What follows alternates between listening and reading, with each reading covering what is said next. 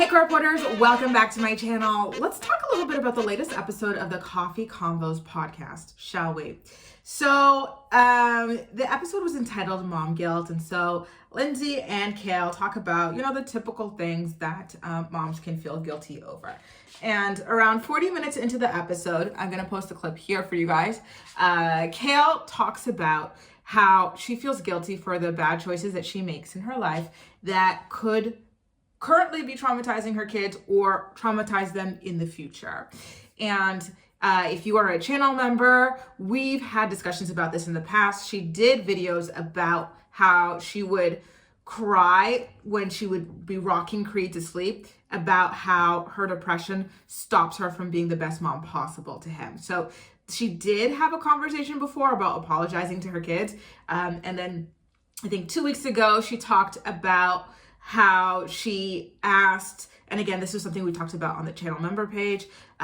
She asked Lux if she was traumatizing him, at like 3 or 4 years old. He didn't even know what traumatizing meant, right? So this seems to be a reoccurring theme in her life right now. So I think this is something that's weighing really heavily on her. So I'm going to post the clip right here for you guys to listen to, and then we're going to come back and discuss it, okay? So take a listen. Thing that I'm like, because it's not always this deep about like if I die. Sometimes the most recent one before that was me just like, and I don't want to start crying. So hold on. Just like holding him and apologizing. And I do it with Lux too, but Lux will mainly be asleep. Why am I getting emotional? Because I'm fine. I'm fine. I don't want anyone listening to this. Like, you can get emotional because it is emotional. But what was it? It was the other day. And I just started like bawling my eyes out. Just like, I'm so sorry for all the mistakes that I've made. And I'm so, like, I know that my mistakes will affect them in some way, or they might have to recover from them. But like at the end of the day, like we're all doing the best we can. And I love them so much. And I am sorry because when I make choices, I don't make them with the intentions of like fucking up my kids or like traumatizing my kids, And so I'm always apologizing to them, but I'll hold them and I'll apologize to them. And then I think, oh my God, am I traumatizing them now because they don't understand what I'm saying, or you know what I mean? Like they don't get why I'm crying. Like Lincoln, he just like, it's not his job to comfort me, but he like rubbed my back and he's like, we love you. It's okay. And I'm like, they're just, I don't know if I make it worse. I don't know if it's good that I'm apologizing. I don't know.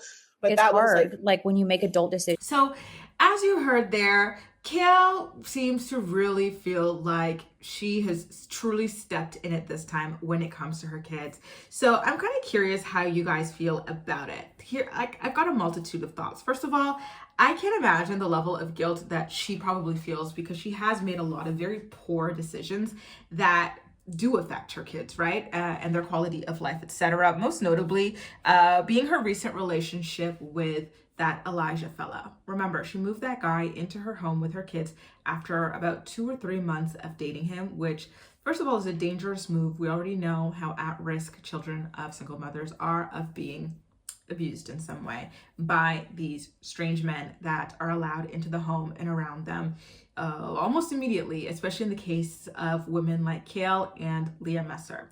Repeatedly in Leah Messer's case, she's really reckless, that one. And now she's already allegedly pregnant by this man again. So I think that is what is really weighing on her right now. The fact that maybe and we've hinted at this so many times in our discussion, you guys, it really seems as though she does not feel fulfilled in her relationship with Elijah. Maybe it's something she jumped into too quickly in the middle of a manic phase or something like that. And now she's on the other side of it. And she's like, whoa, what did I do? Not only is this man living with me, he already rented out his house so he can't even go back there for a while.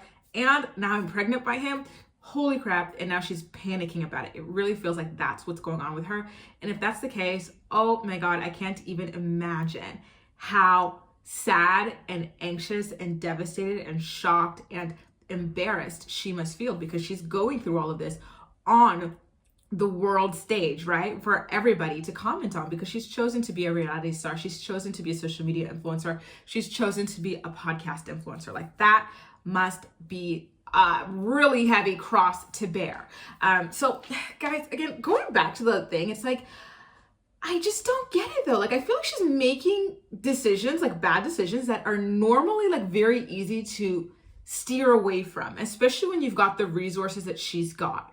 Kail has made upwards of like $2 million over the span of her career already, right? And she's always talking about being in therapy. So she's got access enough resources to be in therapy on a weekly basis. So she's got more help than like 99.999% of people in the world to not make these decisions that she's making. And these decisions are pretty basic decisions. Like decision number one, don't go and move a random 24-year-old who just got divorced into your house around your 4 sons, one of whom is like 2 years old and can't even one of whom is like 2 years old and can barely even talk. Don't do that within the span of 2 months. That's a simple decision, especially when you're 30 years old, the way Kail is, right? The second decision, don't get knocked up by someone that you've only been dating for a couple of months. Is that not a simple decision?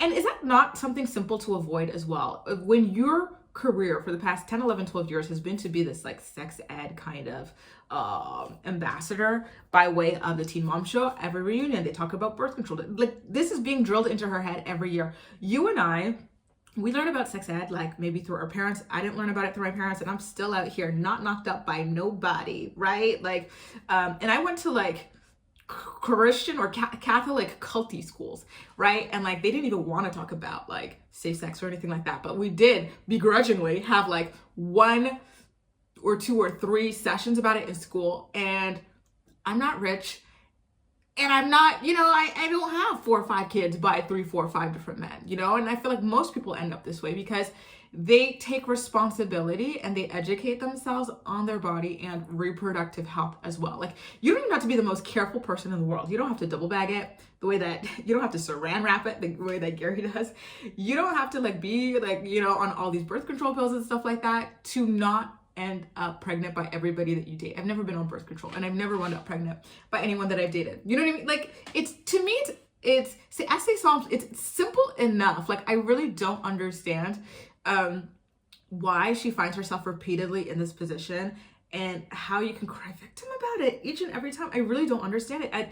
It's difficult for me. Like there's a small window every month where you can fall pregnant, right? Like that egg only drops to be fertilized like one time a month. And so there's like this little fertile window of like a couple of days. So if you're actively tracking, well, and I know it's difficult for you American ladies now with like the overturning of Roe versus Wade, but at the time, like if you were actively tracking these things, you would be on top of it, on top of using other contraception methods. So I just don't get it. Like I really don't get it. And let's not even get into how the whole getting back with Chris thing and getting pregnant again situation was an awful, easily avoidable, bad decision on her part, right? Like it's just, to me, it seems like very basic things, but I don't know, especially when you've got your therapist that you're going to every single week and stuff like that. I just don't get it. So I'm kind of curious where you guys fall on that. Like, what could be causing her to constantly make the same poor choices? And not only that, but is it a good idea to be crying about it to her kids? And not only that, but is it a good idea to be crying about this to her kids? Like she talks on the, you just heard in the audio that she's kind of done this a couple of times where she'll cry and apologize to her kids about the bad decisions that she's made. Like, is this a bit of an emotional burden on the kids? And she does ask herself that, and I give her credit for asking herself that. She's like, am I making it worse by going to my kids and crying them? Like, it's not, she talks about Lincoln rubbing her back and telling her that it's okay, they still love her. It's like, and she says, like, it's not his job to comfort me and to, kind of parent me. And it's true, it's not his job. Listen, I believe in parents apologizing to kids. Like, maybe you were mistaken on something and like, you own up to it. You say, I'm sorry, I thought this happened. It didn't happen. My bad. But the whole sobbing and to do it multiple times, I don't know. You guys tell me, especially if you have kids, how you would handle that. If you think it's a good way to handle this thing. I think the best apology, though, at the end of the day, is to make better decisions. And I don't know that Kail is committed to making better decisions. I don't know. It seems like she's not. Because at the end of the day, these are very basic mistakes that you should not be making at 30 something years old when you've already got 4 kids, in my opinion. Like, I feel like at this point, they're just bad decisions. But I don't know. You guys tell me. I don't know. And honestly, though, I will say it was a sad episode. It really was. I feel for Kail in that, like, the guilt that she goes through must be enormous. And especially after Javi texted her, telling her that she's traumatizing the kids. He doesn't appreciate it. He's going to do his best to save his kid from the trauma of being Kail's kid. That must have really been a knife in the heart. So I think that really didn't help things when it comes to her and the guilt that she's feeling for the poor decisions that she's been making over the past couple of years. And I think that these decisions don't even just involve her romantic and her reproductive choices. I think they also extend to, for example, suing Brianna and having to spend like $300,000 just to lose that lawsuit that everyone knew from the beginning that she was going to lose. Like, you know what I mean? Like, and why does she sue Brianna? I think it comes down to her wanting to know if Brianna slept with Chris Lopez. And again, why does that matter to you? Chris Lopez didn't want to be with you. He didn't want to step up as a father to the kids. He already knocked up another woman. So why would you spend $300,000 to try and find out who he's sleeping with? You know what I mean? Like, it's just financial errors, just, you know, now she's got like a bunch of cats in the house and stuff. Maybe that's overwhelming to her too, like feral cats or whatever. Like, just a bunch of just overwhelming decisions, we'll say. I feel like she overwhelms her life kind of on purpose. But is anything really ever on purpose, or is she pre-programmed to be that way because of the way that she grew up with, like, you know, a very chaotic and toxic and alcoholic mother and an absent father? I don't know. I really don't know, but it makes me sad for her. It really does. Anyway, you guys, let me know what you think about this in the comment section down below. And as usual, we'll chat. That's all for now. Thank you so much for watching, and I'll see you next time.